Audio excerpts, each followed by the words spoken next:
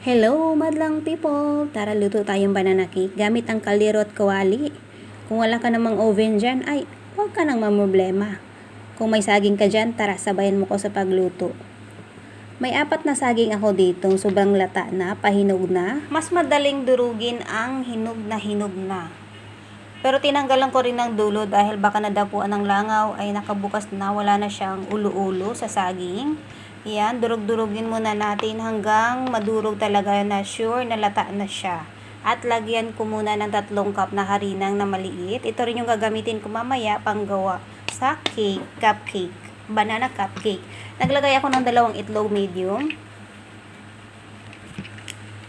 Kalahating kutsara ng baking powder.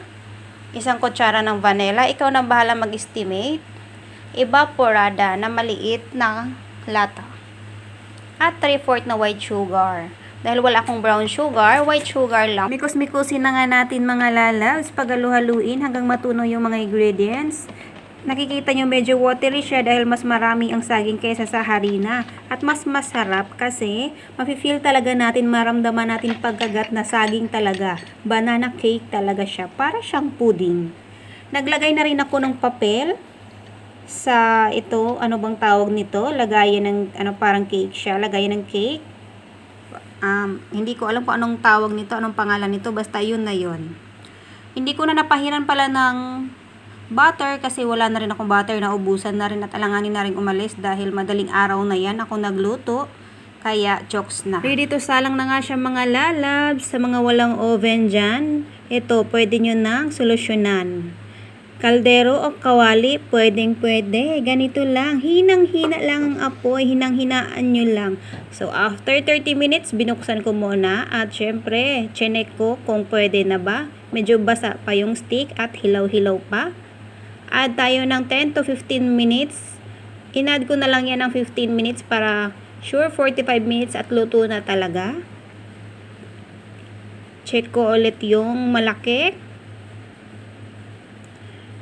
Iyon, malinis na. Pwede na. Add lang ako ng 5 minutes. For sure, 45 minutes. Hinang-hina na yung apoy na palapit ng mamatay para mas sure talaga. At sa kabaliwan ko naman mga labs, ibinaliktad ko yung cup. Ano ba to? Yung parang puto na siya. Pero ang cute lang tingnan kasi mas crunchy, mas yummy siya. Parang sunog, 'di ba? Ito na mga loves, lutong-luto na nga. Hiniwa ko na yung sa gitna para sure talaga na luto. At, charan! O, diba?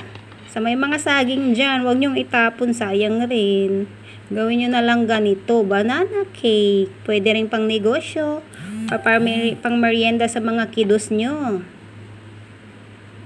Diba? O. Medyo sunog pa yung ibabaw ng mas masarap nga medyo sunog parang crunchy siya. Heto na mga loves, tara, tikman natin. At habang nag-aantay pa naman ako ng antok, laro muna ako ng game Super Mario. Siguro naman alam nyo yung Super Mario, 'di ba? Batang 90s, 80s tayo. Heto na, midnight snack mga lalabs with gatas. Thank you for watching. Babush!